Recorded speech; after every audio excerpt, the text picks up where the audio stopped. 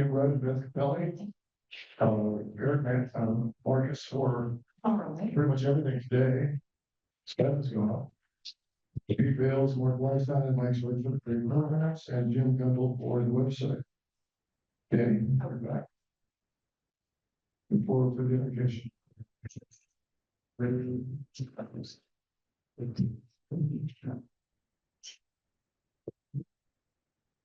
Well, good afternoon. Would you please join me in prayer on this rainy last Friday of the month? Yeah.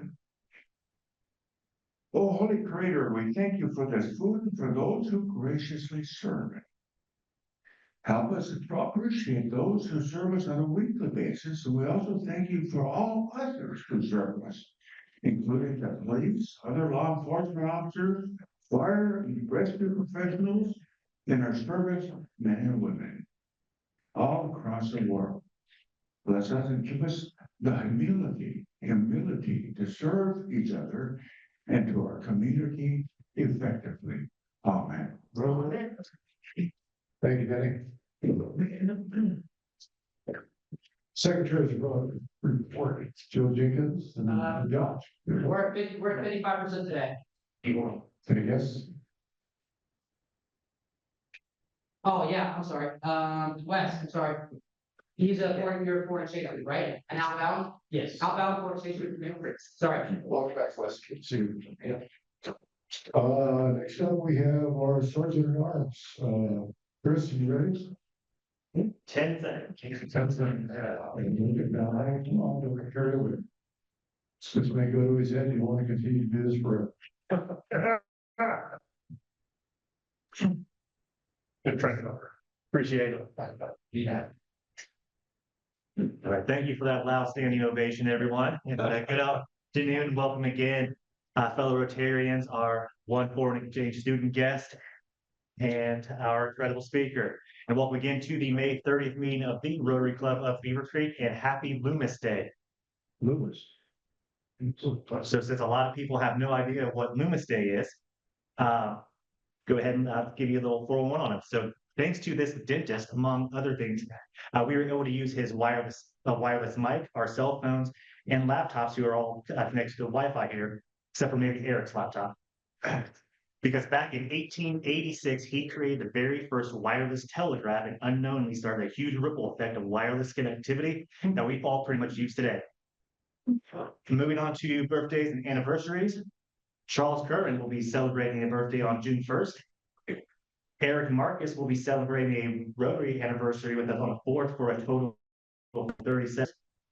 And for wedding anniversaries, Mark Weinstein will be celebrating his anniversary of 34 years to Lisa on the 1st.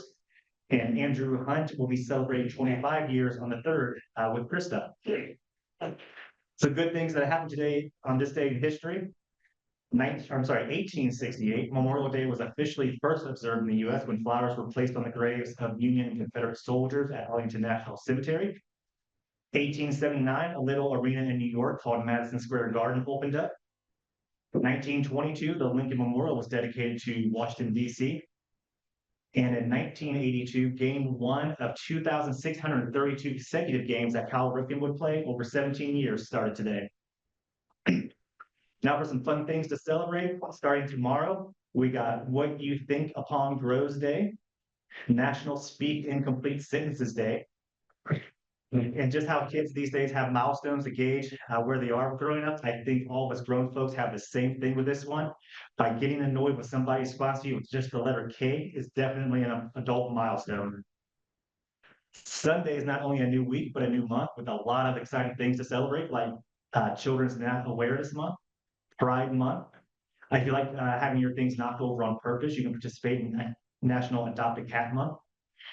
We also got a little animal thing going on here because it's also Social Pet Working Month, National Pet Preparedness Month, and National Foster a Pet Month. It's also National Give a Bunch of Balloons Month, Women's Golf Month, National Steakhouse Month, Black Lives Matter Month, and Audiobook Month, just to name a few. Sunday is also National Dinosaur Day,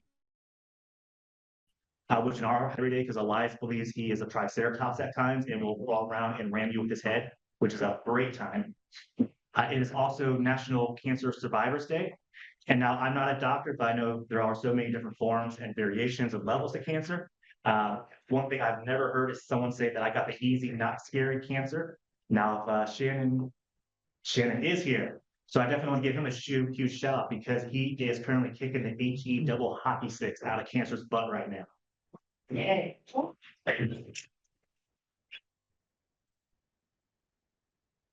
gonna throw 5 in there. Wednesday was my last radiation treatment. It's all downhill from here. Moving on to Monday is a great way to start the work week by celebrating National Leave the Office Early Day. And just a disclaimer, I am not responsible for any write-ups or terminations if you leave the office early day. It's also National Rotisserie Chicken Day. Tuesday, I think we all can take a part in Love Conquers All Day, along with National Egg Day, which at these prices, I don't think you're celebrating it unless you know someone who has chickens or you are that person with a chicken mansion. But I'm thinking, I'm gonna check your eye. no. Wednesday, World Day for Assistive Technology Day and Global Running Day, which sounds awful, but almost as awful for Thursday, National Veggie Burger Day and Hot Air Balloon Day. Some other things to do this upcoming week and weekend. Right now, I don't know if it's still going on because of the weather, but at the Air Force Base is Planes, Tunes, and Barbecue until 5 o'clock. It's going on. It's going on. All right. And then after 5 o'clock, if you're wanting to continue the fun, you can swing over to the carnival at the mall. There's a giant roller coaster and a whole bunch of other things to do there. Sunday, City of Beavercreek kicks off their summer concert series with the Wadebrook Jays at 7 o'clock at Dominic Lufino Park. Monday, the Carol Graff Beavercreek Library will have the summer reading kickoff from noon to 2. And FYI, the summer reading club is open to kids and adults. And if you're like me, you will hit the goal of 16 hours of reading because they do count audiobooks as well.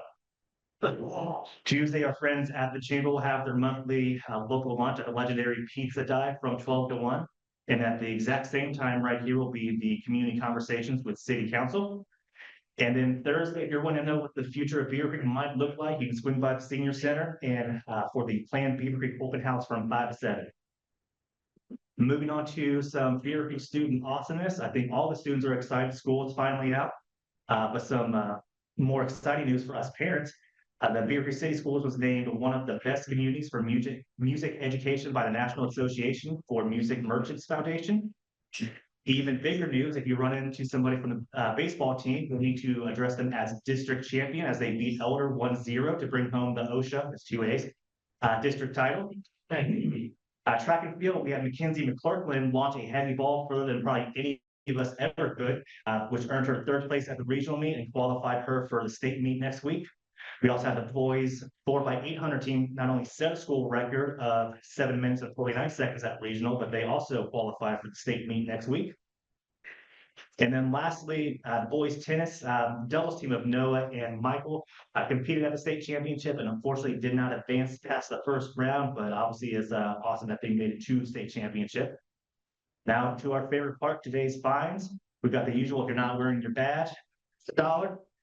If you were late, and I didn't see anybody, but Boy Scouts honor, that'll be $1. If you've ever missed a day's work in the last 17 years, that'll be $1. If you've ever responded to somebody with letter K or LOL, that's $1.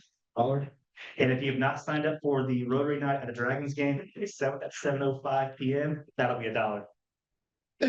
Time for happy books. Thank you, sir. And it's only an HR guy that would say he will not write an excuse you can go. Well, that's brings us to happy bucks. I know there's some happy bucks out there. What happened there? Who's happy? Who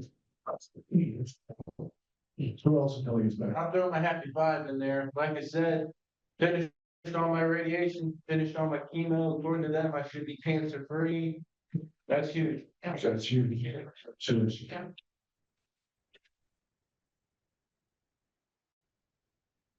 Eric, you got some happy bucks? Oh, yeah, I have a happy one. Yes, I do. So how long do you think it takes to get from Raleigh, North Carolina to Dayton, Ohio. It's 80 miles. 7 hours. Any more answers? Well, how about 11 and a half?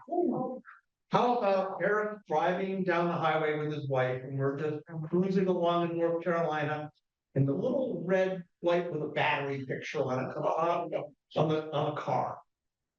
And my wife pulls out the manual and it's flipping through it as we're driving down the road. What's this light? What's this light? She finds it in the book and she goes, it could be a broken alternator.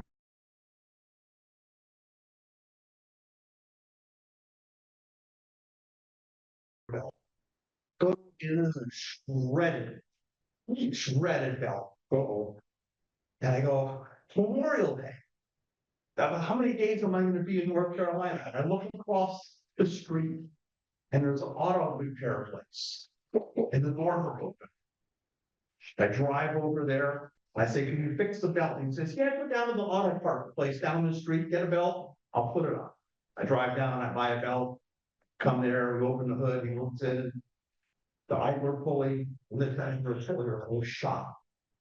Well, 3 hours later, I was on the road. Shit. And your hands. So that's what goes for people working on plans. Probably totally different sensing. No, it's fine. Anyone else have thoughts?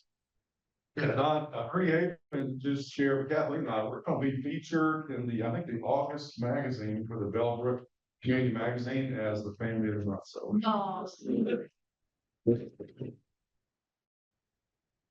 You know when that happens, we're gonna turn the question about. Have been here, but daughter graduation of Beavercreek 2 years ago. We're having a party tonight, and so she's going to be attending the kind of the Sinclair UD Academy. So I donate. Anyone else? I've got a happy five for last Monday's Memorial Day service that we had here in Beavercreek. Yeah. The turnout that we had was amazing. Great. I hope the program was good. It's one that went together, but it was a beautiful day. Our parks department, Kayla, I don't know how she did it. She ordered the best thing we've had a month. It worked out really well. So there's another five for them. Any announcements? I do have the one I sent an email out about this morning. We'll be taking the flags down on Monday afternoon at 4. That's way too much. And I don't want to put away my flags. So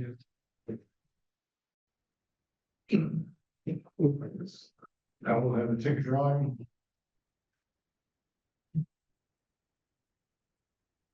Have the proceeds of this go to our Christmas basket program. The other half go to Joe Jenkins or Dan Kenzar.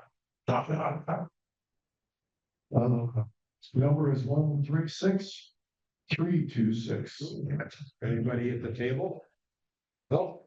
All right. It's one here. Yeah,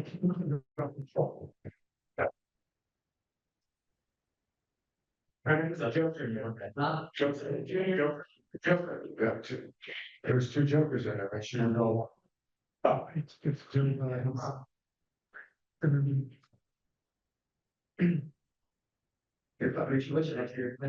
Oh, it's an ace. Oh, Pacros.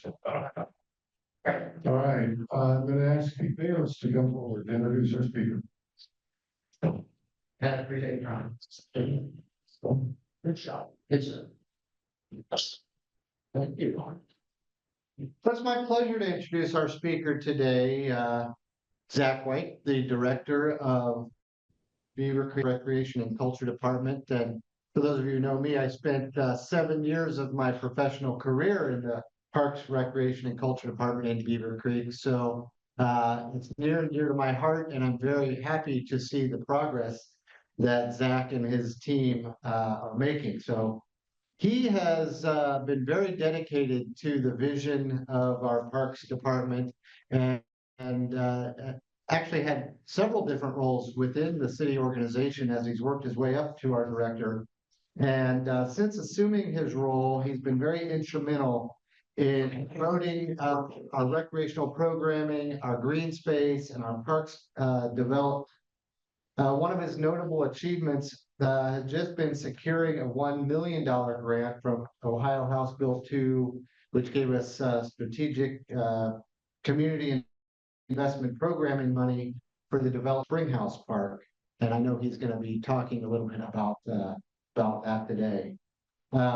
His approach is characterized really by being very proactive with our community, a lot of engagement with what our community wants. He's done surveys and resident input, and those are skills from a council perspective that really speak highly of Zach and his position.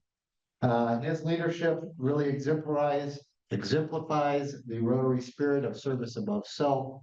And so I'd like you to welcome Zach White to share his insights about what's happening with Beavercreek Parks.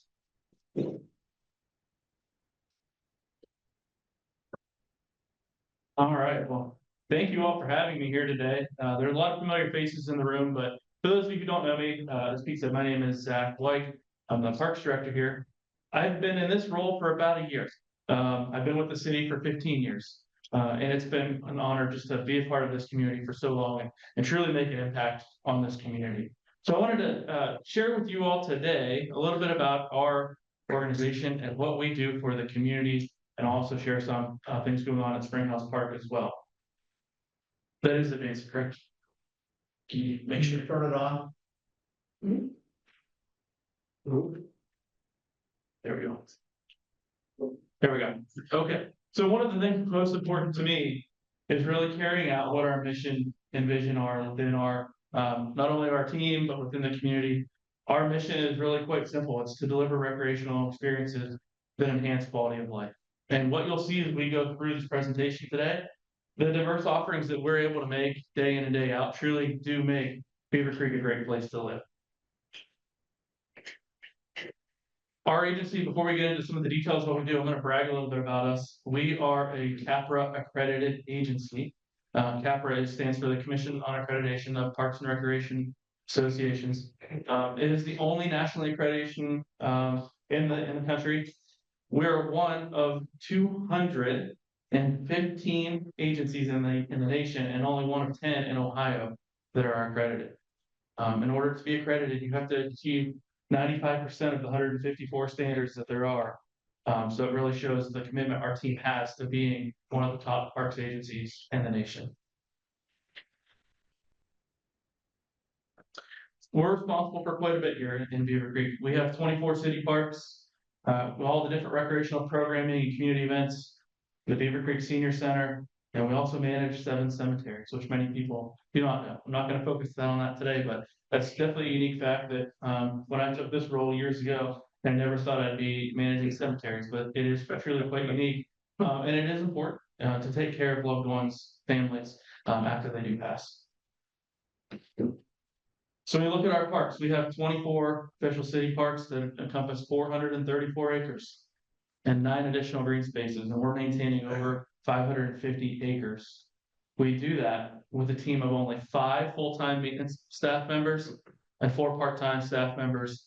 We do rely on, some seasonal staff, but they're responsible for quite a bit of acreage. So when you think about your home lawn that might be half an acre or an acre, and you think how long that takes you to maintain, imagine having about 100 acres per person. It's a lot. So they're very dedicated and committed group of fellows. And as I go along today, I'll share some of the data and the facts of things we've done. I'm primarily focusing on the last 5 years just to show you how much we do accomplish in that time. Within Parks and Recreation, we've done a lot of projects. Within our parks, we have 16 playgrounds, and we've replaced 8 of those in the last 5 years. We installed 6 pickleball courts at Dominic Lafino Park because of the demand from the residents in our community. We've expanded parking lot at the Senior Center at Shout Park, repaved the roadway within Rotary Park, replaced a bunch of different pedestrian bridges throughout our parks, replaced the fishing dock at Dominic Lafino Park, and developed numerous trails and walking paths within our parks. And this is certainly not an all-inclusive list of what we've done, but as you can see, we do a lot of work out in our parks to make sure we have great green spaces for the community to utilize. Moving on to recreation, as you can imagine, our recreation team does a lot of work, a lot of engagement with athletics for youth and adults, numerous different offerings. And we also work with different partner groups like BYSA, BCAA, Beavercreek Soccer Association, BSA. We work with all of those other partner groups. They're utilizing a lot of our spaces and they're providing a lot of the programming. And it's just a great partnership. So all of the different youth and adult athletic opportunities that are out there is truly incredible. And I'm sure many of you in this room have been involved in those programs. Also, all the different youth activities, summer camp that's getting ready to start on Monday. All the different music and enrichment classes, STEM programs, and all the special activities. Our recreation team also manages 3 different rental facilities. FCI Beaver Hall, which used to be the senior center 20+ years ago, the Latino Plaza meeting room, and the Tobias Zimmer Barn. And one unique thing about the Tobias Zimmer Barn is prior to the tornado in 2019, that barn was rented about once a year for a Halloween party. And now we're seeing the month of May, every Friday, Saturday, and Sunday, it is rented for a graduation party or a family get together, and we're seeing significant amount of demand for rental at Watershed Park. So that's one positive out of such a tragedy. Now to highlight some of the data, this is some of my favorite data to share. In 2019, our program registrations, and this is for anything that requires you to sign up, whether that's a yoga class or summer camp, it does include all the recreation events and the senior center events. I had no way to separate that data easily. But as you can see, in 2019, we had 4,501 registrants, and last year we had over 11,000. It's an incredible amount of growth just in a 5-year period. And that's done with the same amount of staff. Also, to try to show you the demand, in 2019, we only had 65 people on a waiting list for our programming. And last year we had over 600. And in 2023, it was a little bit higher than that. A lot of that comes from our summer camp and programming at the senior center. And the biggest thing for us is we're out of space to really pull more people in. A lot of the special events at the senior center have a max of 100 people attending, and we have demand well over 100 for a lot of those events. And as you can see, it supplements our revenue stream quite a bit. We generate nearly $500,000 a year in program registrations and about $50,000 a year in facility rentals. Looking at some of the registration data, our summer day camp, which is an 8-week program. This year it's 9 weeks because of the way the summer schedule fell. Last year we had 600 registrations for that. That's full every single week. This year we'll be nearly up at 700 registrations for summer camp. It is definitely a program that is continuing to grow. We're looking to expand it even further into next year and potentially working with one of the other schools to expand that program, because it not only serves a need in the community, but it's also self-sustaining with its revenue as far as expenses go. Also our summer concert series, which starts this upcoming Sunday. Last year we saw over 3,000 people attend that summer concert series over that 8-week period. And then our beloved 4th of July celebration. Last couple of years, we've had over 8,000 people attend. This year, we anticipate that being a little bit larger because we have a partnership with WHIO Radio for their 90th anniversary. And then finally, another big event we put on is the Winter Welcome at Watershed Park that I know you are all involved in. And last year, we had 1,000 attendees despite the very cold weather. So it's definitely another one of those events that the community truly, truly loves. Moving on to our senior center, another truly incredible place in our community. The facility has numerous offerings between a fitness room and games and special events, as well as the gallery, Latino Plaza, which is an art gallery. If there's anyone in here that likes art work or likes to do art, please let me know. I'd be happy to get you on the schedule to be included in our art gallery.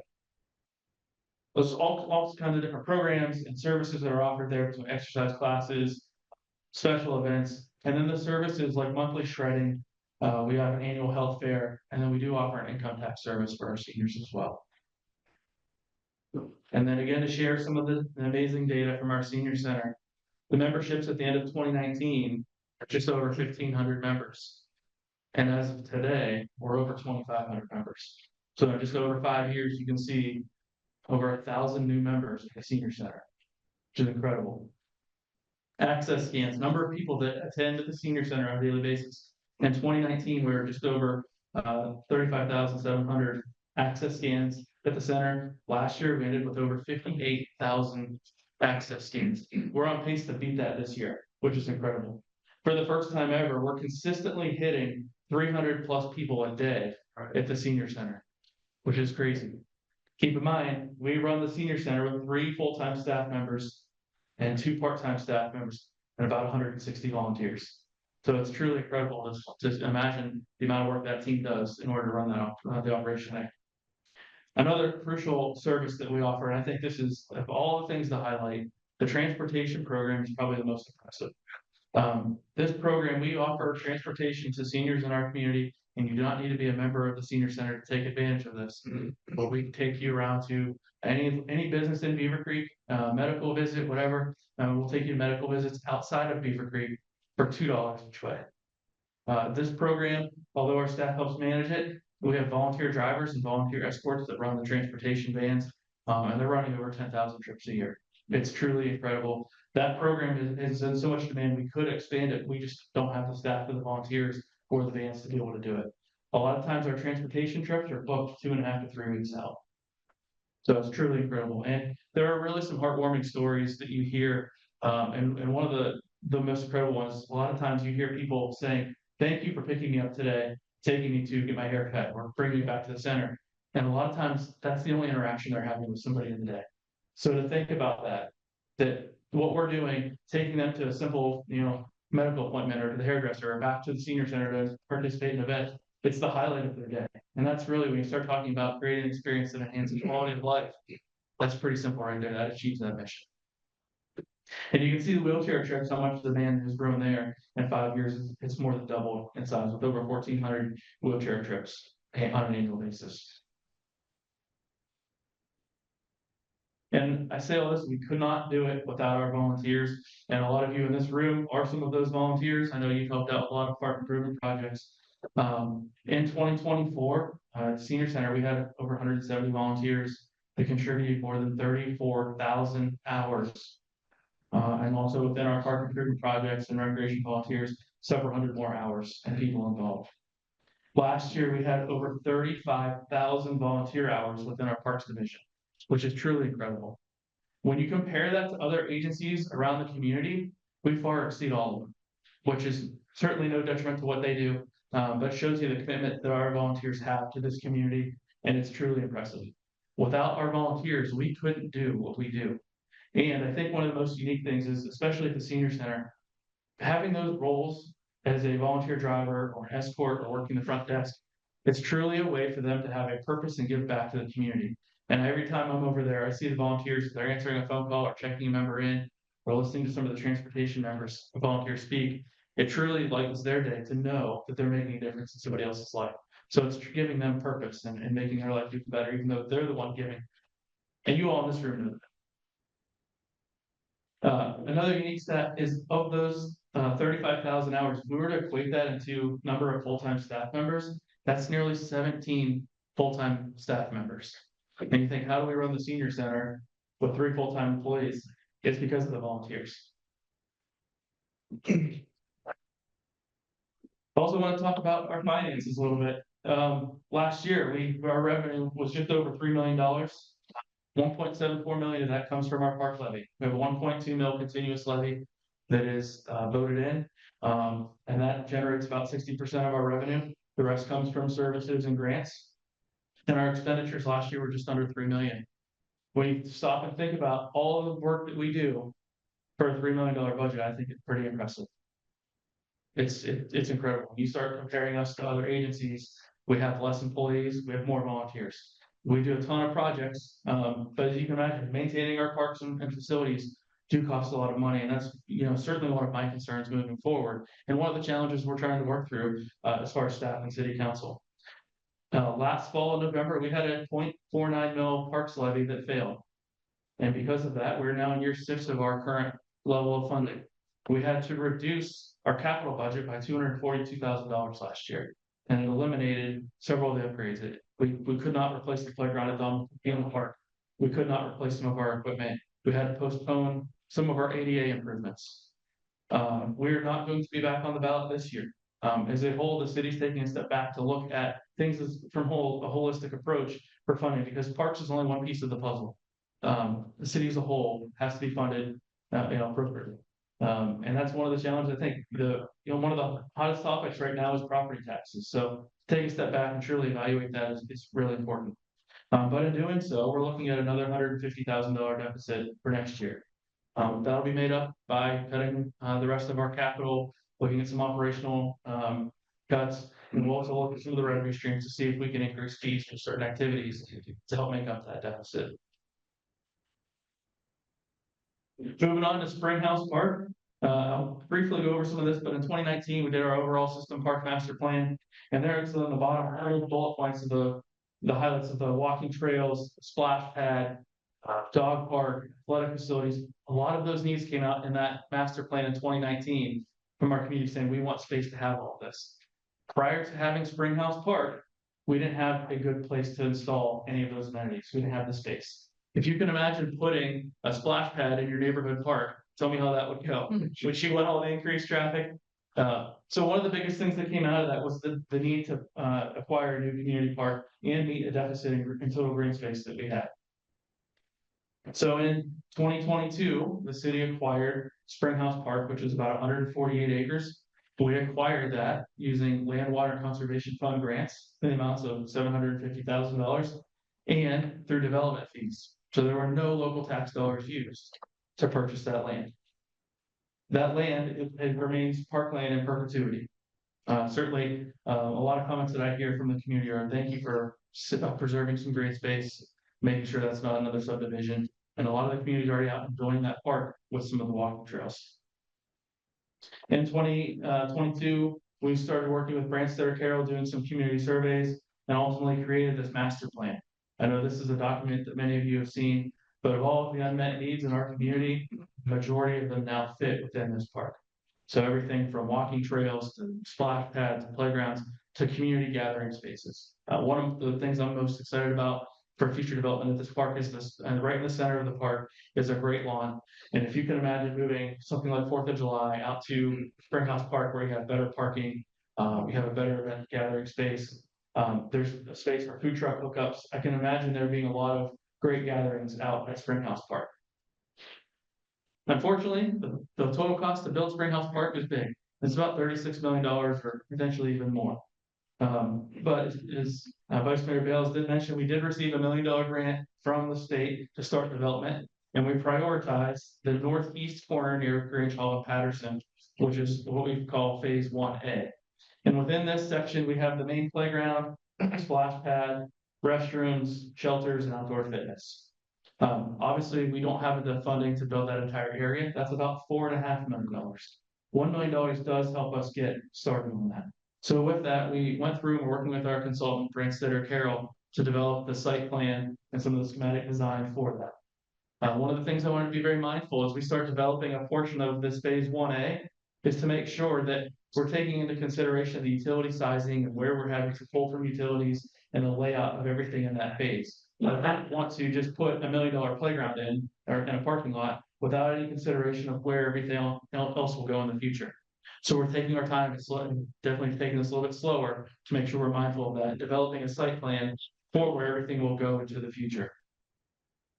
As you can see, what we're expecting to get out of this is right now we're wrapping up our design services, and later this year we'll start installing the entrance drive in the parking lot. And then later this winter or even into the spring of next year, we will install a playground. So we're really excited to see that go in and have the community be able to start using that playground there. Additionally, at Springhouse Park, we're in the process of design work for a really awesome multi-use path. And this path encompasses more than just Springhouse Park. This is going to start across from Lafino Park at Kensington Glen and install sidewalk going north on Grange Hall. And then it's going to be a 12-foot wide paved bike path essentially through Springhouse Park, taking you up to Patterson, which will then resume going back to sidewalk all the way up to 835.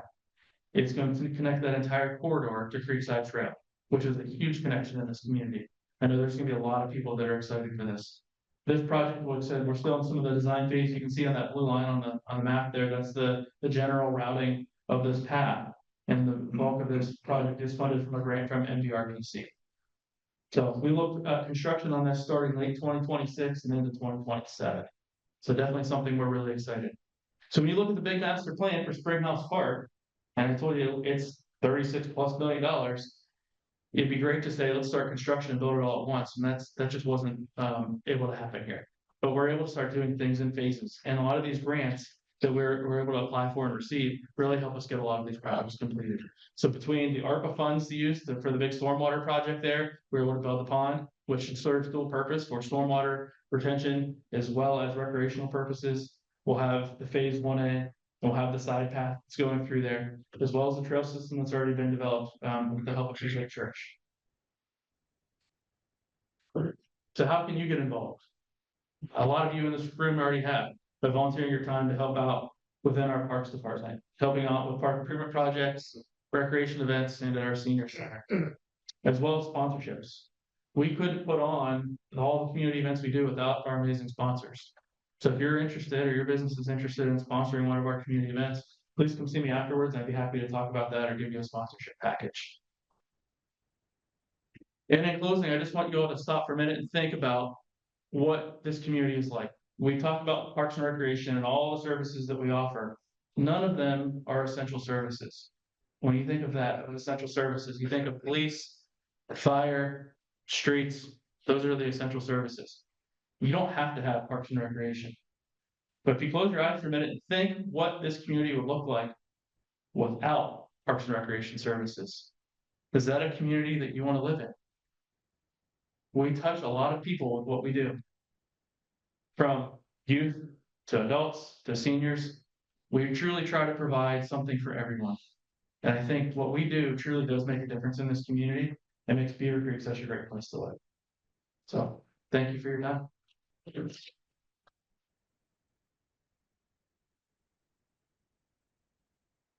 Saw on your slide that it referred to Lafino Park as Dominic Lafino Park. Is that a name change? It is Dominic Lafino Park. If I called it Lafino Park to refer to it, it's just a abbreviation. How's Dominic? History. I don't. Pete, would you know? Yeah. Is that Mike's father? Yeah. He started. Okay. I think it was Charlie's father. Okay. Who is it? I think it was Charlie's father. Charlie was Mike's father. Charlie was, I think Dominic. It was before Mike. Yes.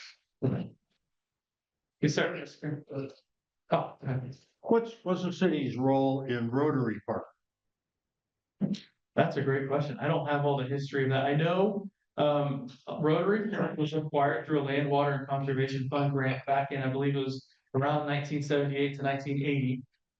It was the land, the back part of Rotary Park where the ball diamonds are, is technically owned by Greene County Environmental Services, and it's leased to the city to maintain in perpetuity. It has to remain parkland.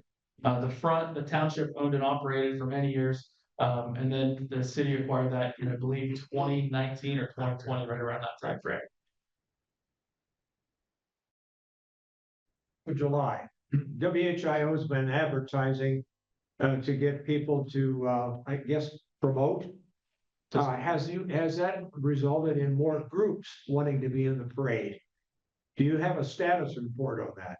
As far as the parade, we're seeing about a normal level of parade applicants that we would typically see this time of year. I was looking at them yesterday. I didn't recognize anybody new. All right. And as far as sponsorships go, unfortunately, it has not resulted in any other like large sponsors for 4th of July. So Okay. that's a challenge. I wish I could say that the radio ads resulted in additional sponsorships, but unfortunately, this time I have not. Yes, sir. So hypothetical question, obviously here on Earth, no city's gonna pop up, start from scratch, so once we occupy Mars, if they were to reach out to you and say, we wanna put a park up here, which one should we copy off of Beavercreek, which one would you recommend? The one that's not built yet. Park, so many great things about Springhouse Park. Yeah. In the master plan and design process, we really took our time and involved so many different people. Other divisions internally between planning and zoning, engineering, police, fire, and to really kind of look at it holistically of what makes sense, what works for everything from traffic flow to having space for future growth. And then the community input, we had nearly 3,000 people involved in community surveys and open houses to provide input on that park. And the master plan that was created really, I think, encompasses, when you think of a big community park, it encompasses all of that. There's definitely leisurely activities, there's room for younger youth, there's stuff for adults. If you just want to go out to the park and enjoy the peaceful, quiet space, there's that too. So, and the thing I'm most excited to is there's additional space that could be developed in the future, but it doesn't necessarily have to be. So just to have that large of 150 acres is a large piece of land. If I could have one park in our community, that would be the one. Right.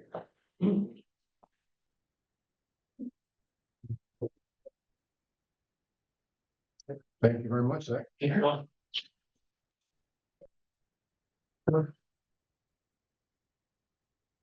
And as far as like 4th of July goes, we're going to have fireworks again this year. Thanks to the Sochi family. They used to own UES. They supported it for years. They're continuing to do it even after they've sold. So, and I think they upped their donation a little bit this year, which is really great. $25,000. Yeah, so if you happen to run into them, please don't, thank you. And another thing he brought up was on volunteers. In Beavercreek, I don't think that Beavercreek can function without volunteers. Really don't. We have well over 50,000 hours donated to our city every year through the parks, through the senior center, through COPP, through the golf course, through all of this. So I mean, it's a group effort to make this whole city work. It really is. And we do it, as heard Zach say, pretty much all of our departments. I'm trying to do this because I'm the mayor, but yes, I have. All of our departments are not staffed as well as you think they are. I think we have all the people. We really do not. A lot of it is done with the people that are volunteering. And something else that's on my mind that's really been bothering me is the latest thing on property taxes. They're trying to get rid of them. Think about what you're doing. When you look for that, think about what that's going to do. Think about what that supports. Every service we have in the city of Beavercreek is supported by that. And what are you going to do if you don't look beyond the fix? When you have an emergency, there's a fire works supported by that. Police department, all that stuff. Think about that when it comes time to vote. I'll get off my soapbox. As always, we do it with dedication. And it's appropriate. National parks. So Beth does a great job on this every week. Thank you so much for that. And he's already signed this, so we'll get that back. In fact, so we don't do that. Wow. Next week's speaker right now is Dr. Will Smallwood from Cedarville. We're trying to make an adjustment on that. The gentleman was here last week, Adam Dyer with the Cyber Security Company. If we can work out a switch, we're going to do that, because I think that's appropriate to really talk about that right now. It's all the things that are happening in cybersecurity, especially with Kettering and all that. So, but either way, one of the two. Readers next week, Shannon Graham, David Bradford. And keep an eye out for upcoming programs, beavercreekrotary.com on Facebook, and emails that come out. Remember, we're not taking down flags today. It'll be Monday afternoon at 4 o'clock. Hopefully there'll be sunshine skies. It's getting kind of salty out there. Anything else for good of the club? You know, please stand.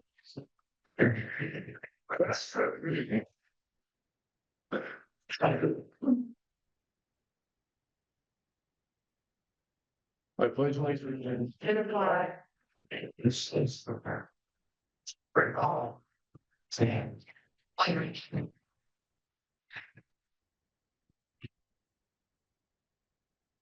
Have a great week.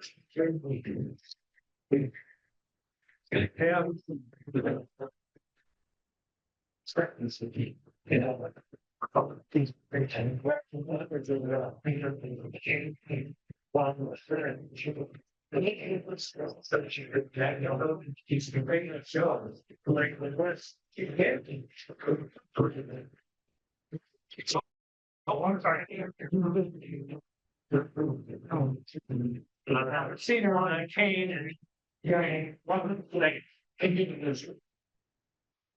not great. Like this one. But